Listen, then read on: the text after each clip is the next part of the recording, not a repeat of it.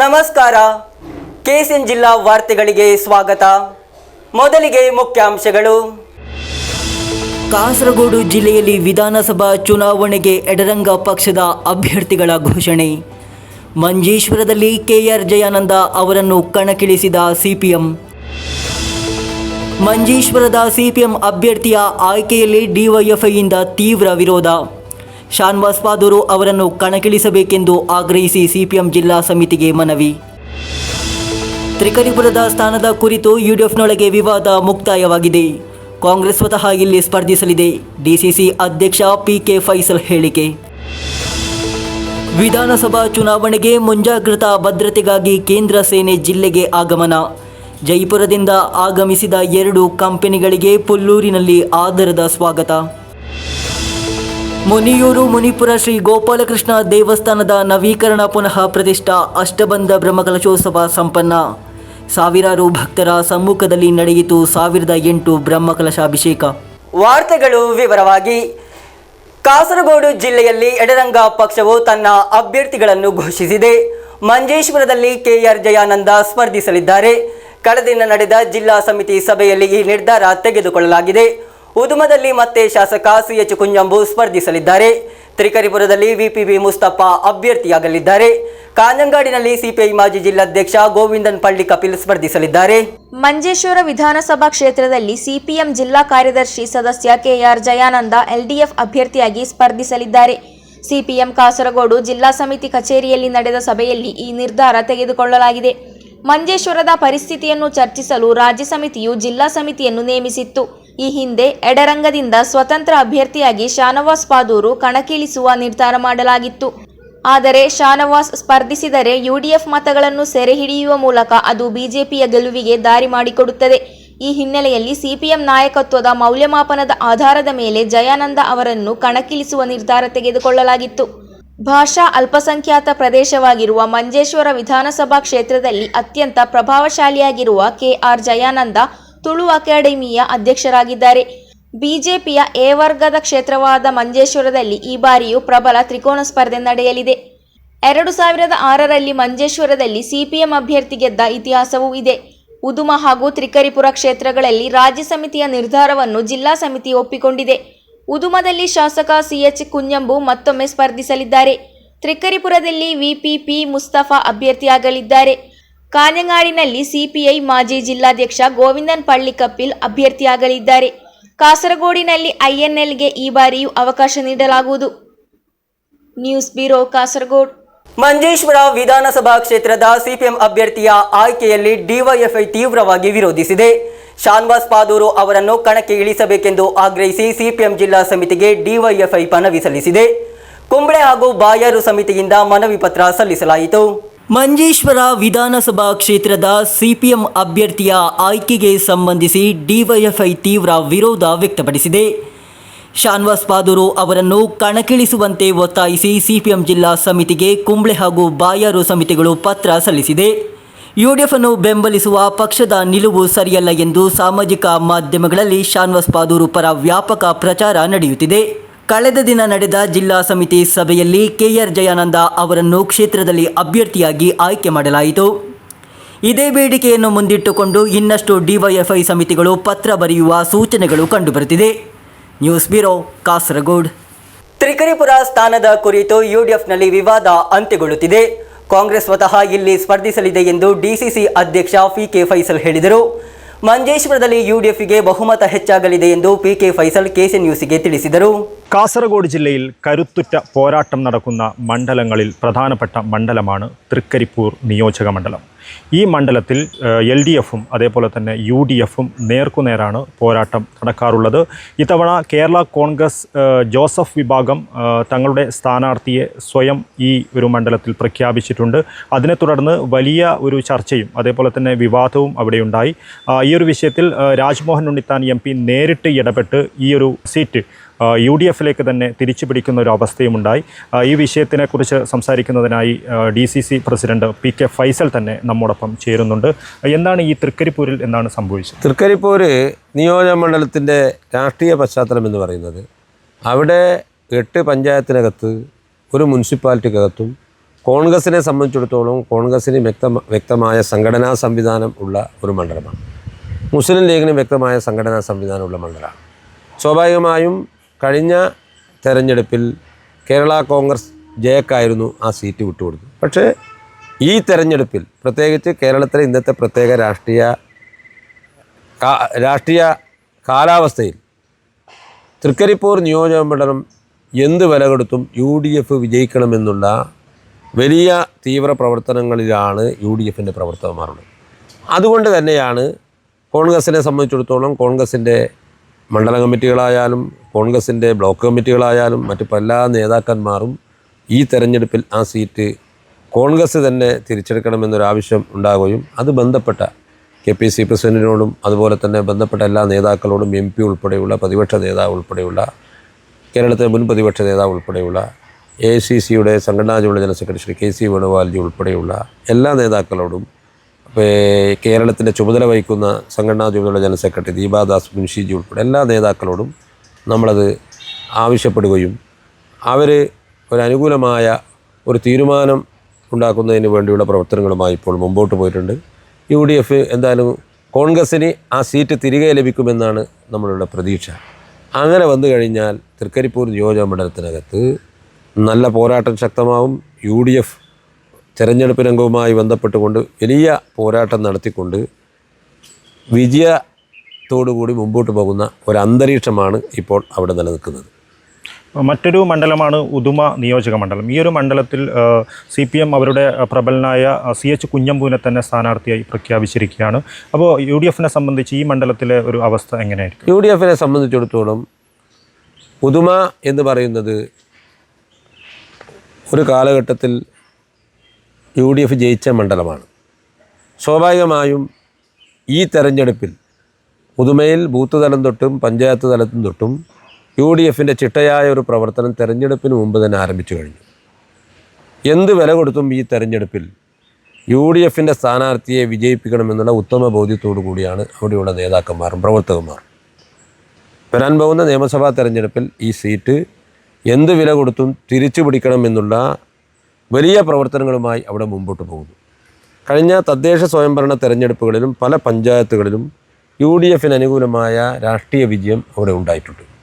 അതുകൊണ്ട് UDF വിജയിക്കുമെന്നുള്ള പ്രതീക്ഷയോടുകൂടി മുമ്പോട്ട് പോകുന്നു. സീറ്റ് LDFിൽ നിന്ന് UDF തിരിച്ചു പിടിക്കാനുള്ള എല്ലാ മുന്നൊരുക്ക പ്രവർത്തനങ്ങളുമായി മുമ്പോട്ട് പോകുന്നു.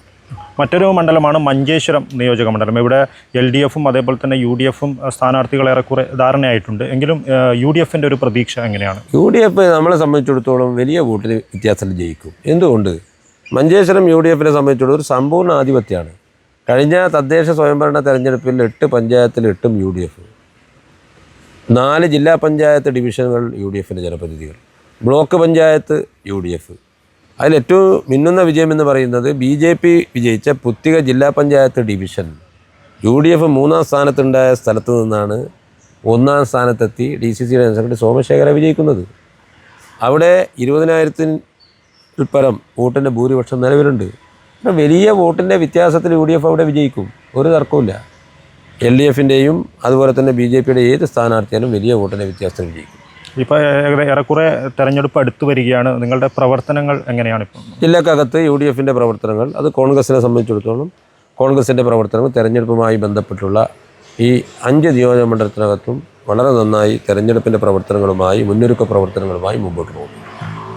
എന്തായാലും ഈ തൃക്കരിപ്പൂരിലെ സീറ്റിൽ ഒരു ധാരണയായ കാര്യം നമ്മുടെ PK ഫൈസൽ വ്യക്തമാക്കിയിട്ടുണ്ട്. അതേപോലെ തന്നെ മറ്റ് മണ്ഡലങ്ങളിലും വളരെ മികച്ച വിജയം നേടുമെന്ന ಆತ್ಮವಿಶ್ವಾಸമാണ് ഇദ്ദേഹം പ്രകടിപ്പിക്കുന്നത്. ಕ್ಯಾಮರಾಮನ್ ചേതൻ നായിക്കിനൊപ്പം ബൈജു ರಾವಣ್, KCN ನ್ಯೂಸ್, ಕಾಸರಗೋಡು. ವಿಧಾನಸಭಾ ಚುನಾವಣೆಗೆ ಮುಂಜಾಗ್ರತಾ ಭದ್ರತೆಗಾಗಿ ಕೇಂದ್ರ ಸೇನೆಯು ಕಾಸರಗೋಡು ಜಿಲ್ಲೆಗೆ ಆಗಮಿಸಿದೆ. ಜೈಪುರದಿಂದ 2 ಕಂಪನಿಗಳ ಕೇಂದ್ರ ಸೇನೆಯ ಸಿಬ್ಬಂದಿಗಳು ಪುಲ್ಲೂರಿನ ಶಿಬಿರಕ್ಕೆ ಆಗಮಿಸಿದರು. ಸಹಾಯಕ ಕಮಾಂಡೆಂಟ್ ಮೋಹನ್ ಸಿಂಗ್ ಮೀನಾ ಹಾಗೂ second company commandant Rishikesh Kumar ನೇತೃತ್ವದಲ್ಲಿ 2 ಕಂಪನಿಗಳು ಜಿಲ್ಲೆಗೆ ಆಗಮಿಸಿದೆ. ವಿಧಾನಸಭಾ ಚುನಾವಣೆಗೆ ಭದ್ರತಾ ಕರ್ತವ್ಯಕ್ಕಾಗಿ ಜಿಲ್ಲೆಗೆ ಈ ತಂಡ ಆಗಮಿಸಿದೆ. ಮುಂದಿನ ದಿನಗಳಲ್ಲಿ ತಂಡವು ಸಂಘರ್ಷ ಪೀಡಿತ ಪ್ರದೇಶಗಳಲ್ಲಿ ರೂಟ್ ಮಾರ್ಚ್ ನಡೆಸಲಿದೆ. ಜೈಪುರದಿಂದ 7 ಕಂಪನಿಗಳು ಜಿಲ್ಲೆಗೆ ಆಗಮಿಸಿದೆ. ಈ ಪೈಕಿ 5 ಕಂಪನಿಗಳನ್ನು ಕಣ್ಣೂರಿನಲ್ಲಿ ನಿಯೋಜಿಸಲಾಗಿದೆ. ಲೈಸೆನ್ಸ್ ಆಫೀಸರ್ಗಳಾದ ಪಿ.ಕೆ. ರಾಮಕೃಷ್ಣನ್, ಕೆ. ಜಯನ್ ಹಾಗೂ PRO ಸಬ್ ಇನ್ಸ್ಪೆಕ್ಟರ್ ಶಶಿಧರನ್ ಮುಂತಾದವರು ತಂಡವನ್ನು ಸ್ವಾಗತಿಸಿದರು. ಮುಂದಿನ ದಿನಗಳಲ್ಲಿ ಭದ್ರತಾ ಕರ್ತವ್ಯಕ್ಕಾಗಿ ಹೆಚ್ಚಿನ ಕೇಂದ್ರ ಪಡೆಗಳು ಕಾಸರಗೋಡು ಜಿಲ್ಲೆಗೆ ಆಗಮಿಸಲಿವೆ. News bureau, Polluru. ಕುಮ್ಮಡಾಜೆ ಮುನಿಯೂರು ಮುನಿಪುರ ಶ್ರೀ ಗೋಪಾಲಕೃಷ್ಣ ದೇವಸ್ಥಾನದ ನವೀಕರಣ ಪುನಃ ಪ್ರತಿಷ್ಠಾ ಅಷ್ಟಬಂಧ ಬ್ರಹ್ಮಕಲಶೋತ್ಸವ ವಿವಿಧ ವೈದಿಕ, ಧಾರ್ಮಿಕ, ಸಾಂಸ್ಕೃತಿಕ ಕಾರ್ಯಕ್ರಮಗಳೊಂದಿಗೆ ವಿಜೃಂಭಣೆಯಿಂದ ನಡೆಯಿತು. ಎಡನೀರು ಮಠದ ಪೀಠಾಧಿಪತಿಗಳಾದ ಸಚ್ಚಿದಾನಂದ ಭಾರತಿ ಸ್ವಾಮೀಜಿಯವರ ದಿವ್ಯ ಉಪಸ್ಥಿತಿಯಲ್ಲಿ ವಾಸುದೇವ ತಂತ್ರಿ ಕುಂಟಾರು ಮಾರ್ಗದರ್ಶನದಲ್ಲಿ ಹಾಗೂ ರವೀಶ ತಂತ್ರಿ ಕುಂಟಾರು ನೇತೃತ್ವದಲ್ಲಿ ಮಾರ್ಚ್ 3ರಿಂದ ಪ್ರಾರಂಭಗೊಂಡು ಮಾರ್ಚ್ 9ರ ತನಕ ಭಕ್ತಿಯ ವಾತಾವರಣದಲ್ಲಿ ಬ್ರಹ್ಮಕಲಶೋತ್ಸವ ಜರುಗಿತು. ಕುಂಬಳಾಜೆ ಮುನಿಯೂರು ಮುನಿಪುರ ಶ್ರೀ ಗೋಪಾಲಕೃಷ್ಣ ದೇವಸ್ಥಾನದ ನವೀಕರಣ ಪುನರ್ ಪ್ರತಿಷ್ಠಾ ಅಷ್ಟಬಂಧ ಬ್ರಹ್ಮಕಲಶೋತ್ಸವವು ಬಹಳ ವಿಜೃಂಭಣೆಯಿಂದ ನಡೆಯಿತು. ಎಡನೀರು ಮಠದ ಪೀಠಾಧಿಪತಿಗಳಾದ ಸಚ್ಚಿದಾನಂದ ಭಾರತಿ ಸ್ವಾಮೀಜಿಯವರ ದಿವ್ಯ ಉಪಸ್ಥಿತಿಯಲ್ಲಿ ವಾಸುದೇವ ತಂತ್ರಿ ಕುಂಟಾರು ಮಾರ್ಗದರ್ಶನದಲ್ಲಿ ರವೀಶ ತಂತ್ರಿ ಕುಂಟಾರು ನೇತೃತ್ವದಲ್ಲಿ 9 ದಿನಗಳಲ್ಲಿ ನಡೆದ ಬ್ರಹ್ಮಕಲಶೋತ್ಸವ ಸೋಮವಾರ ಸಮಾಪ್ತಿಗೊಂಡಿತು. ಮಾರ್ಚ್ 1ರಂದು ಮಹಾಗಣಪತಿ ಹವನದೊಂದಿಗೆ ಪ್ರಾರಂಭ. ಬ್ರಹ್ಮಕಲಶೋತ್ಸವವು ಶಂಕರನಾರಾಯಣ ಶರ್ಮಾ ಗೋಸಾಡ ಅವರ ದೀಪ ಪ್ರಜ್ವಲನೆಯೊಂದಿಗೆ ಅದ್ದೂರಿಯ ಚಾಲನೆ ದೊರಕಿತು. ಬ್ರಹ್ಮಕಲಶೋತ್ಸವದ ಅಂಗವಾಗಿ ನಡೆದ ಧಾರ್ಮಿಕ ಸಭಾ ಕಾರ್ಯಕ್ರಮಗಳು ಹಾಗೂ ಸಾಂಸ್ಕೃತಿಕ ಕಾರ್ಯಕ್ರಮಗಳು ಮನಮೋಹಕವಾಗಿ ನಡೆಯಿತು. ಮಾರ್ಚ್ 8ರಂದು ಕ್ಷೇತ್ರದಲ್ಲಿ ಗಣಪತಿ ಹೋಮದೊಂದಿಗೆ ಪ್ರಾರಂಭವಾದ ವೈದಿಕ ಕಾರ್ಯಕ್ರಮದಲ್ಲಿ ಶಾಂತಿ ಹೋಮ, ಪ್ರಾಯಶ್ಚಿತ ಹೋಮ, ತತ್ವ ಹೋಮ, ತತ್ವ ಕಲಶ ಪೂಜೆ, ಬ್ರಹ್ಮಕಲಶ ಪೂಜೆಗಳು ನಡೆದವು. 9 ದಿನಗಳಲ್ಲಿ ವಿವಿಧ ಭಜನಾ ತಂಡಗಳಿಂದ ಭಜನಾ ಸೇವೆಯು ಕ್ಷೇತ್ರದಲ್ಲಿ ಜರುಗಿತ್ತು. ಶ್ರೀ ಮಹಾಲಕ್ಷ್ಮಿ ಕೃಪಾಪೋಷಿತ ಯಕ್ಷಗಾನ ಮಂಡಳಿ, ಶ್ರೀಧಾಮ, ಮಾಣಿಲ ಇವರಿಂದ ಶ್ರೀಹರಿ ದರ್ಶನ ಯಕ್ಷಗಾನ ಬಯಲಾಟ ನಡೆಯಿತು. ಮಾರ್ಚ್ 9ರಂದು ಗಣಪತಿ ಹೋಮದೊಂದಿಗೆ ಪ್ರಾರಂಭವಾಗಿ ಕವಾಟೋದ್ಘಾಟನೆ, ಶಾಂತಿ ಪ್ರಾಯಶ್ಚಿತ ಹಾಗೂ ತತ್ವಹೋಮಗಳ ಕಲಶಾಭಿಷೇಕ ನಡೆಯಿತು. ಸಾವಿರಾರು ಭಕ್ತರ ಸಮ್ಮುಖದಲ್ಲಿ ಕ್ಷೇತ್ರದಲ್ಲಿ 1008 ಬ್ರಹ್ಮಕಲಶಾಭಿಷೇಕ ವಿಜೃಂಭಣೆಯಿಂದ ನಡೆಯಿತು. 9 ದಿನಗಳಲ್ಲಾಗಿ ನಡೆದ ಬ್ರಹ್ಮಕಲಶೋತ್ಸವ ನಾಡಿನಲ್ಲಿ ಭಕ್ತಿಯ ವಾತಾವರಣ ನಿರ್ಮಿಸಿತು. News bureau, Kasaragod. Kanhangad KSRTC bus ಚಾಲಕನ ಮೇಲೆ ಅಮಾನುಷ ಹಲ್ಲೆ. ಕಾಞಂಗಾಡ್ ಡಿಪೋದ ಚಾಲಕ ಪೀಟರ್ ಮೇಲೆ ಖಾಸಗಿ ಬಸ್ ಮಾಲೀಕ ಅವಿನಾಶ್ ನೇತೃತ್ವದ ಗುಂಪು ಅಮಾನುಷ ಹಲ್ಲೆ ನಡೆಸಿದೆ. ಜಿಲ್ಲಾ ಆಸ್ಪತ್ರೆಯಲ್ಲಿ ಚಿಕಿತ್ಸೆ ಪಡೆಯಲು ಆಗಮಿಸಿದ ಸಂದರ್ಭದಲ್ಲಿ ಪೀಟರ್ ಮೇಲೆ ಹಲ್ಲೆ ನಡೆಸಲಾಗಿದೆ ಎಂದು ದೂರು ದಾಖಲಾಗಿದೆ. ಕಾಞಂಗಾಡಿನಿಂದ ಪರಪ್ಪಕ್ಕೆ ಸಂಚರಿಸುವ KSRTC ಬಸ್ ಚಾಲಕ ಪೀಟರ್ ಮೇಲೆ ಅಮಾನುಷ ಹಲ್ಲೆ ನಡೆಸಲಾಗಿದೆ. ಖಾಸಗಿ ಬಸ್ ಮಾಲೀಕ ಅವಿನಾಶ್ ನೇತೃತ್ವದ ಗುಂಪೊಂದು ತನ್ನ ಮೇಲೆ ಹಲ್ಲೆ ನಡೆಸಿದೆ ಎಂದು ಪೀಟರ್ ಹೇಳಿಕೊಂಡಿದ್ದಾರೆ. ವೇಳಾಪಟ್ಟಿಯ ಕುರಿತಾದ ವಿವಾದವು ಹಲ್ಲೆಗೆ ಕಾರಣವಾಯಿತು ಎಂದು ವರದಿಯಾಗಿದೆ. ತಲೆ ಹಾಗೂ ಎದೆಗೆ ಗಾಯಗಳಾಗಿದ್ದ ಪೀಟರ್ ಅವರನ್ನು ಚಿಕಿತ್ಸೆಗಾಗಿ ಕಾಞಂಗಾಡ್ ಜಿಲ್ಲಾ ಆಸ್ಪತ್ರೆಗೆ ಹೋದಾಗ ವೈದ್ಯರ ಮುಂದೆಯೇ ಹಲ್ಲೆ ನಡೆಸಲಾಗಿದೆ. പീറ്റർ ദൂരിന മേരകെ ഹൊസദുർഗ പോലീസರು പ്രകരണ ದಾಖಲಿಸಿಕೊಂಡಿದ್ದಾರೆ. ഞങ്ങൾ ഏഴരയ്ക്ക് സ്റ്റാൻഡിൽ വെച്ചിരിക്കുകയായിരുന്നു, കാഞ്ഞങ്ങാട് ബസ് സ്റ്റാൻഡിൽ. അവിടുന്ന് ഒരു പ്രൈവറ്റ് ബസ്സുകാരൻ വന്നിട്ട് നിങ്ങൾ എപ്പോഴാണ് പോകേണ്ടതെന്ന് വെച്ചാൽ ഞാൻ പറഞ്ഞു 7:40 7:35 ഞങ്ങളൊരു ബസ്സുണ്ട്, ഞങ്ങൾ പോകാൻ തുടങ്ങുന്നുണ്ട്. ഞാൻ പറഞ്ഞു ഞാൻ കുറച്ച് ബാക്കാക്കി തരാം, നിങ്ങൾ വെച്ചോളാൻ പറഞ്ഞു. അപ്പോൾ പറഞ്ഞു ഞങ്ങൾ ബസ് ഓടാൻ തുടങ്ങിയിട്ടില്ല, ഓടാൻ തുടങ്ങുമ്പോൾ അല്ലേ അന്നേരം തുടങ്ങാമെന്ന് പറഞ്ഞു. ഞാൻ പുറകോട്ടാക്കി തരാമെന്ന് പറഞ്ഞു. വേണ്ട, അത് ഓടാൻ തുടങ്ങുമ്പോൾ മതിയെന്ന് പറഞ്ഞു. അത് കഴിഞ്ഞ് ഇയാൾ കുറച്ച് റഫായിട്ട് സംസാരിക്കാൻ തുടങ്ങി. അപ്പോൾ ഞാൻ ഒരു സംഘർഷം ഒഴിവാക്കാൻ വേണ്ടിയിട്ട് പുറകോട്ട് പോയി ബസ്സിൻ്റെ. അന്നേരം ഇയാളെൻ്റെ കൂട്ടത്തിൽ പുറകിലേക്ക് വന്നു. എന്നിട്ട് അവിടുന്ന് കണ്ടക്ടർ ഉണ്ടായിരുന്നു, അവിടുന്ന് പ്രകോപനപരമായിട്ട് എന്തൊക്കെയോ പറഞ്ഞ് ഞാനൊന്നും പ്രതികരിക്കുന്നില്ലാതെ ആദ്യം മുന്നോട്ട് വരാൻ തുടങ്ങുമ്പോൾ ഇയാളെൻ്റെ കയ്യെ കയറി പിടിച്ചു. എന്നിട്ട് അയാളുടെ കയ്യിലെന്തോ ഒരു പഞ്ച് ചെയ്യുന്ന പോലത്തെ ഒരു സാധനം ഉണ്ടായിരുന്നു, അതും കൂടെ എന്നെ മുഖത്തിൻ്റെ ഒക്കെ ഇടിച്ചു, ഇവിടെയെല്ലാം ഇടിച്ചു. പിന്നെ ഇവിടെ വയറിനകത്തു നിന്നൊക്കെ ചോരയൊക്കെ വന്നു, മൂക്കിൽ നിന്നൊക്കെ ഇങ്ങനെ സൈഡിൽ കൂടെയൊക്കെ ചോരയൊക്കെ വരുന്നുണ്ടായിരുന്നു. പിന്നെ അയാൾ ഭയങ്കരമായിട്ട് ആക്രമിച്ചായിരുന്നു. പിന്നെ വേഗം ആശുപത്രിയിൽ വന്നു. യാത്രക്കാരൊക്കെ കയറി ഇരിക്കുന്നുണ്ടായിരുന്നു. അങ്ങനെ ആ ട്രിപ്പെല്ലാം കട്ടായിപ്പോയി. ഞങ്ങൾ ഒരു ട്രിപ്പ് പോലും കട്ടാക്കാതെ കൊണ്ടു നടക്കുന്നതായി സർവീസ്. ഇപ്പോൾ പരിഹാരത്തിന് ഇങ്ങോട്ട് വന്നു, വലിയ കുഴപ്പമില്ലായിരുന്നു. പക്ഷേ വഴിക്കുന്ന എത്തിയപ്പോൾ തല കറങ്ങുന്നു, ഛർദ്ദിക്കാനൊക്കെ വരുന്നു. അതെയോ ഒരു വല്ലാത്ത അവസ്ഥ. ಶನಿವಾರ ಸಂಜೆ 7:30 ಸುಮಾರಿಗೆ ಈ ಘಟನೆ ನಡೆದಿದೆ. ಘಟನೆಯ ಬಳಿಕ ನೀಲೇಶ್ವರ ಹಾಗೂ ಬೀರಿಕುಳಂ ಮೂಲಕ ಪರಪ್ಪಕ್ಕೆ ಹೋಗುವ ಕೊನೆಯ ಬಸ್ ಸೇವೆಯಲ್ಲಿ ಅಡಚಣೆ ಉಂಟಾಗಿ ಪ್ರಯಾಣಿಕರು ಸಂಕಷ್ಟಕ್ಕೆ ಸಿಲುಕಿದರು. ಅಪರಾಧಿಗಳ ವಿರುದ್ಧ ಕಠಿಣ ಕ್ರಮ ಕೈಗೊಳ್ಳದಿದ್ದರೆ ಬಲವಾದ ಆಂದೋಲನ ಕಾರ್ಯಕ್ರಮಗಳೊಂದಿಗೆ ಮುಂದುವರಿಯುವುದಾಗಿ KSRTC ಕಾರ್ಮಿಕರು ತಿಳಿಸಿದ್ದಾರೆ. ഇന്നലെ സാധാരണ പോലെ സർവീസ് നടത്തുകയായിരുന്ന നമ്മുടെ ബസ്സിലെ ഡ്രൈവറെ വളരെ അസൂക്ഷിതമായിട്ടും അപ്രതീക്ഷിതമായിട്ടും ഈ സ്വകാര്യ ബസ്സിൻ്റെ മുതലാളി വന്ന് ആക്രമിക്കാനുണ്ടായത്. യഥാർത്ഥത്തിൽ ഇതിന് വ്യക്തമായിട്ട് കാരണങ്ങളൊന്നുമില്ല. എന്താണ് ഇതിന് ഇങ്ങനെ ഒരു പ്രകോപനം ഉണ്ടാകാനെന്ന് കാണുമെന്ന് ചോദിച്ചാൽ നമുക്ക് മനസ്സിലാകുന്നില്ല. ഈ സ്വകാര്യ ബസ്സിൻ്റെ സമയത്താണ് നമ്മൾ സർവീസ് നടന്നത് എന്ന് പറഞ്ഞുകൊണ്ടാണ് ആക്രമിച്ചത്. ഇതുവരെയായിട്ട് ഈ സ്വകാര്യ ബസ്സിൻ്റെ സമയത്ത് നമ്മൾ സർവീസ് നടത്തിയിട്ടില്ല. അപ്പോൾ ആ രീതിയിലുള്ള പ്രകോപനം ഉണ്ടാക്കിക്കൊണ്ടാണ് ഈ സ്വകാര്യ ബസ്സിൻ്റെ മുതലാളി നമ്മുടെ KSRTC ഡ്രൈവറെ ಆಕ್ರಮಿಸಿದರು.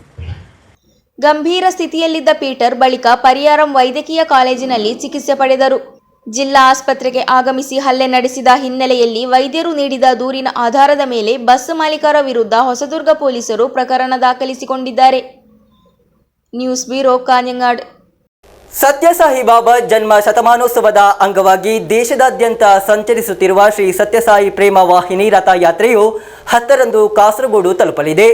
ರಥಯಾತ್ರೆಯನ್ನು ಸ್ವೀಕರಿಸಲು ಸಿದ್ಧತೆಗಳು ಪೂರ್ಣಗೊಂಡಿವೆ ಎಂದು ಶ್ರೀ ಸತ್ಯಸಾಯಿ ಸೇವಾ ಸಂಸ್ಥೆ ಕಾಸರಗೋಡು ಜಿಲ್ಲಾ ಪದಾಧಿಕಾರಿಗಳು ಸುದ್ದಿಗೋಷ್ಠಿಯಲ್ಲಿ ತಿಳಿಸಿದರು. ಕಾಸರಗೋಡು ಸತ್ಯಸಾಯಿ ಬಾಬಾ ಅವರ ಜನ್ಮಶತಾಬ್ದಿಯ ಭಾಗವಾಗಿ ದೇಶದಾದ್ಯಂತ ನಡೆಸುವ ರಥಯಾತ್ರೆಯು ಮಾರ್ಚ್ 10ರಂದು ಕಾಸರಗೋಡಿಗೆ ತಲುಪಲಿದೆ. ದೇಶದ 300 ಗ್ರಾಮಗಳ ಮೂಲಕ ಸಾಗುವ ಈ ರಥಯಾತ್ರೆಯನ್ನು ಜಿಲ್ಲೆಯಲ್ಲಿ ಆದರದಿಂದ ಸ್ವಾಗತಿಸಲು ಸಿದ್ಧತೆಗಳು ನಡೆಸಲಾಗಿದೆ.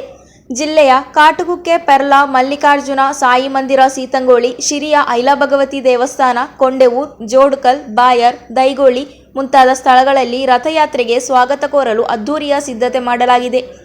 ಕಾಸರಗೋಡು ಸತ್ಯಸಾಯಿ ಸಂಘಟನೆಯ ಪದಾಧಿಕಾರಿಗಳು ಯಾತ್ರೆಯಲ್ಲಿ ಭಾಗವಹಿಸಲಿದ್ದಾರೆ. ಸನಾತನ ಸಂಸ್ಕೃತಿಯನ್ನು ಸಂಘವು ಅನುಸರಿಸುವುದೆಂದರೆ ಭಜನೆಯಲ್ಲಿ ಎಲ್ಲಾ ಮತ ಕೀರ್ತನೆಗಳನ್ನು ಒಳಗೊಳ್ಳಿಸಲಿದೆ ಎಂದು ಪದಾಧಿಕಾರಿಗಳು ಸುದ್ದಿಗೋಷ್ಠಿಯಲ್ಲಿ ತಿಳಿಸಿದರು. ಈ ವರ್ಷ ಸ್ವಾಮಿಯವರ 100ನೇ ಜನ್ಮ ಶತಮಾನೋತ್ಸವವನ್ನು ಅತ್ಯಂತ ವಿಜೃಂಭಣೆಯಿಂದ ಪ್ರಪಂಚದಾದ್ಯಂತ ಆಚರಿಸ್ತಾ ಇದ್ದಾರೆ. ಭಾರತಕ್ಕೆ ಸಂಬಂಧಪಟ್ಟು 5 ರಥಗಳನ್ನು ನಿರ್ಮಿಸಿ 5 ರಥಗಳನ್ನು ಏಕಕಾಲದಲ್ಲಿ ಪುಟಪರ್ತಿಯಿಂದ ಹೊರಡಿಸಿ ಪುನಃ ನವೆಂಬರ್ 23, 26ರಂದು ಪುಟಪರ್ತಿಯಲ್ಲಿ ಸೇರುವಂಥ ಒಂದು ವ್ಯವಸ್ಥೆ. ಇದು ಭಾರತದ ಎಲ್ಲ 300 ಗ್ರಾಮಗಳಲ್ಲಿ ಕೂಡ ಸಂಚರಿಸಿ ಪುನಃ ಸ್ವಾಮಿಯ ಸಂದೇಶವನ್ನು ಮನೆ ಮನಕ್ಕೆ ಮುಟ್ಟಿಸಿ ಪುನಃ ಪುಟಪರ್ತಿಗೆ ಸೇರುವಂಥ ಒಂದು ವ್ಯವಸ್ಥೆ. ಇದೊಂದು ವಿಶೇಷವಾದ ಅಪೂರ್ವವಾದ ಸನ್ನಿವೇಶ.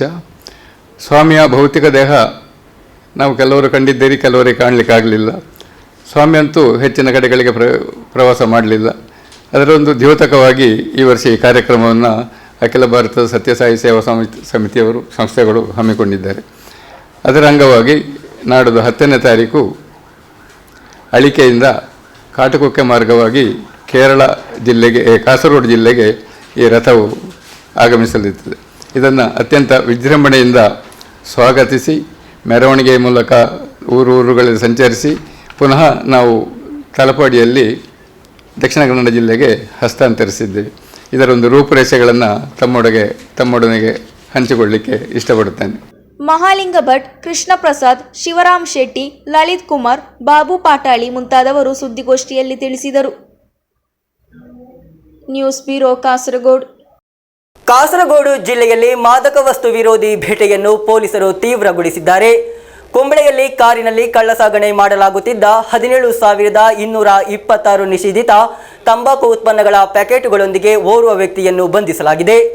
ತ್ರಿಕರಿಪುರದ ನಿವಾಸಿ ಮೊಹಮ್ಮದ್ ಸಫೀರ್ ಎಂಬಾತನನ್ನು ಬಂಧಿಸಲಾಗಿದೆ. ಜಿಲ್ಲೆಯಲ್ಲಿ ಪೊಲೀಸರು ಮಾದಕ ವಸ್ತು ವಿರೋಧಿ ಕಾರ್ಯಾಚರಣೆಯನ್ನು ತೀವ್ರಗೊಳಿಸಿದ್ದಾರೆ. ಶಿರಿಯದಲ್ಲಿ ವಾಹನ ತಪಾಸಣೆಯ ಸಮಯದಲ್ಲಿ ಕಾರಿನಲ್ಲಿ ಭಾರೀ ಪ್ರಮಾಣದ ತಂಬಾಕು ವಸ್ತುವನ್ನು ವಶಪಡಿಸಿಕೊಳ್ಳಲಾಗಿದೆ. ಘಟನೆಗೆ ಸಂಬಂಧಿಸಿ ಓರ್ವ ವ್ಯಕ್ತಿಯನ್ನು ಬಂಧಿಸಲಾಗಿದೆ. ತ್ರಿಕರಿಪುರ ನಿವಾಸಿ ಮೊಹಮ್ಮದ್ ಸಫೀರ್ ಎಂಬಾತನನ್ನು ಬಂಧಿಸಲಾಗಿರುವುದು. ಕುಂಬ್ಳೆ ಎಸ್ಐ ಶ್ರೀಜೇಶ್ ಕೆ ನೇತೃತ್ವದ ಪೊಲೀಸ್ ತಂಡವು ಶಿರಿಯ ಸೇತುವೆ ಬಳಿ ನಡೆಸಿದ ಕಾರ್ಯಾಚರಣೆಯಲ್ಲಿ ಈ ತಂಬಾಕು ಉತ್ಪನ್ನಗಳನ್ನು ವಶಪಡಿಸಿಕೊಳ್ಳಲಾಗಿದೆ. ವಾಹನ ತಪಾಸಣೆಯ ಸಮಯದಲ್ಲಿ ಅನುಮಾನಾಸ್ಪದ ಕಾರನ್ನು ತಡೆದು ಪರಿಶೀಲಿಸಿದಾಗ ಕಾರಿನೊಳಗೆ 17,226 ನಿಷೇಧಿತ ತಂಬಾಕು ಉತ್ಪನ್ನಗಳ ಪ್ಯಾಕೆಟುಗಳು ಪತ್ತೆಯಾಗಿವೆ. ತಂಬಾಕು ಉತ್ಪನ್ನಗಳನ್ನು ಅಕ್ರಮವಾಗಿ ಮಾರಾಟಕ್ಕಾಗಿ ಕಳ್ಳ ಸಾಗಣೆ ಮಾಡಲಾಗುತ್ತಿದೆ ಎಂದು ಪ್ರಾಥಮಿಕ ತನಿಖೆಯಲ್ಲಿ ತಿಳಿದುಬಂದಿದೆ. ಪೊಲೀಸರು ತಂಬಾಕು ಉತ್ಪನ್ನಗಳನ್ನು ಹಾಗೂ ಕಳ್ಳ ಸಾಗಣೆಗಾಗಿ ಬಳಸಲಾಗಿದ್ದ ಕಾರನ್ನು ವಶಕ್ಕೆ ಪಡೆದುಕೊಂಡಿದ್ದಾರೆ. News bureau Kasaragod.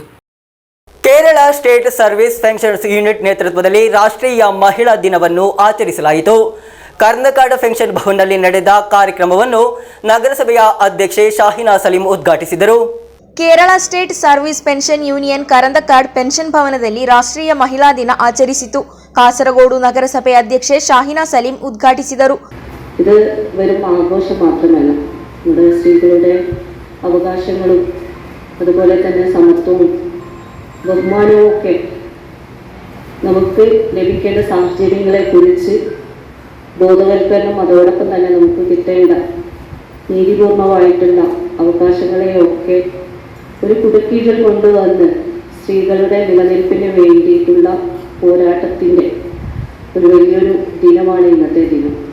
നമുക്കറിയാം, പ്രത്യേകിച്ച് വനിതാ ദിനം എന്ന് പറയുന്നത് വനിതകളെ പല മേഖലകളിലും വ്യത്യസ്തമായ രീതിയിലുള്ള പ്രവർത്തനങ്ങളൊക്കെ കാഴ്ചവെച്ചുകൊണ്ട് മുന്നോട്ട് പോയ ഒരുപാട് വനിതാ രത്നങ്ങളെ ആദരിക്കുകയും അവരുടെ പ്രവർത്തനങ്ങളൊക്കെ വിളിച്ചു പറയുന്ന ഒരു വേദിയായി ഇന്ന് ഈ വനിതാ ദിനം മാറിയിരിക്കുകയാണ്. അപ്പോൾ എൻ്റെ മുന്നിലിരിക്കുന്നവർ തന്നെ വേദിയിലും സദസ്സിലുമുള്ളവർ വ്യത്യസ്തമായ മേഖലയിൽ വിദ്യാഭ്യാസം, അതുപോലെ തന്നെ ആരോഗ്യം, അങ്ങനെയുള്ള സാംസ്കാരിക, സാമൂഹ്യ, രാഷ്ട്രീയ മേഖലയിലൊക്കെ അവരുടേതായ കയ്യൊപ്പ് ചാർത്തിക്കൊണ്ട് ഒരുപാട് മഹത്തായ പ്രവർത്തനങ്ങളൊക്കെ നടത്തി സമൂഹത്തിന് വേണ്ടി ഉതകുന്ന രീതിയിലുള്ള പ്രവർത്തനങ്ങളൊക്കെ നടത്തി വന്നവരാണ് ഇവിടെ ഇരിക്കുന്ന കൂടുതൽ ആളുകൾ. ഇപ്പോൾ തീർച്ചയായിട്ടും വനിതകൾക്ക് ഒരുപാട് അവകാശങ്ങളുണ്ട്. വനിതകൾക്ക് ഒരുപാട് വനിതകളെ ബഹുമാനിക്കപ്പെടേണ്ട ഒരുപാട് വേദികളുണ്ട്. അതൊക്കെ ഇന്നത്തെ ഈ ദിനം അതൊക്കെ നമ്മളെ ഓർമ്മപ്പെടുത്തുകയാണ്. ಕಾಸರಗೋಡು ಸೇವಾ ಸಹಕಾರ ಬ್ಯಾಂಕ್ ಮಾಜಿ ಕಾರ್ಯದರ್ಶಿ ಪಿ ಜಾನಕಿ ವಿಷಯಾವತರಣೆಯನ್ನು ನಡೆಸಿದರು. ಸಮಾರಂಭದಲ್ಲಿ municipal chairperson S Vasanthi teacher ಅವರನ್ನು ಅಭಿನಂದಿಸಲಾಯಿತು. ಕಾಸರಗೋಡು ಬ್ಲಾಕ್ ಮಹಿಳಾ ವೇದಿಕೆ ಸಂಯೋಜಕಿ ಮರಿಯಂ ಲತೀಫ್ ಅಧ್ಯಕ್ಷತೆ ವಹಿಸಿದ್ದರು. ಕಾರ್ಯಕ್ರಮಕ್ಕೆ Kunhikkannan Nambiar, Kunhikelu Nair, C K. Madhavan, V. Kumaran, M C. Shekharan Nambiar, K. Mohanan, Geetha Thopil, Shareefa teacher ಕಾರ್ಯಕ್ರಮದ ನೇತೃತ್ವ ವಹಿಸಿದ್ದರು. ಕಾಸರಗೋಡು ಟೌನ್ ಬ್ಲಾಕ್ ಮಹಿಳಾ ವೇದಿಕೆ ಅಧ್ಯಕ್ಷ ಲತಾ ಜಿ ಸ್ವಾಗತಿಸಿ ಗೀತಾ ತೋಪಿಲ್ ಧನ್ಯವಾದವಿತ್ತರು. News bureau Kasaragod. ಕೊನೆಯಲ್ಲಿ ಮತ್ತೊಮ್ಮೆ ಮುಖ್ಯಾಂಶಗಳು. ಕಾಸರಗೋಡು ಜಿಲ್ಲೆಯಲ್ಲಿ ವಿಧಾನಸಭಾ ಚುನಾವಣೆಗೆ ಎಡರಂಗ ಪಕ್ಷದ ಅಭ್ಯರ್ಥಿಗಳ ಘೋಷಣೆ. ಮಂಜೇಶ್ವರದಲ್ಲಿ ಕೆಆರ್ ಜಯಾನಂದ ಅವರನ್ನು ಕಣಕ್ಕಿಳಿಸಿದ ಸಿಪಿಎಂ. ಮಂಜೇಶ್ವರದ ಸಿಪಿಎಂ ಅಭ್ಯರ್ಥಿಯ ಆಯ್ಕೆಯಲ್ಲಿ ಡಿವೈಎಫ್ಐಯಿಂದ ತೀವ್ರ ವಿರೋಧ. ಶಾನ್ವಾಸ್ ಪಾದೂರು ಅವರನ್ನು ಕಣಕ್ಕಿಳಿಸಬೇಕೆಂದು ಆಗ್ರಹಿಸಿ ಸಿಪಿಎಂ ಜಿಲ್ಲಾ ಸಮಿತಿಗೆ ಮನವಿ. ತ್ರಿಕರಿಪುರದ ಸ್ಥಾನದ ಕುರಿತು ಯುಡಿಎಫ್ನೊಳಗೆ ವಿವಾದ ಮುಕ್ತಾಯವಾಗಿದೆ. ಕಾಂಗ್ರೆಸ್ ಸ್ವತಃ ಇಲ್ಲಿ ಸ್ಪರ್ಧಿಸಲಿದೆ. ಡಿಸಿಸಿ ಅಧ್ಯಕ್ಷ ಪಿಕೆ ಫೈಸಲ್ ಹೇಳಿಕೆ. ವಿಧಾನಸಭಾ ಚುನಾವಣೆಗೆ ಮುಂಜಾಗ್ರತಾ ಭದ್ರತೆಗಾಗಿ ಕೇಂದ್ರ ಸೇನೆ ಜಿಲ್ಲೆಗೆ ಆಗಮನ.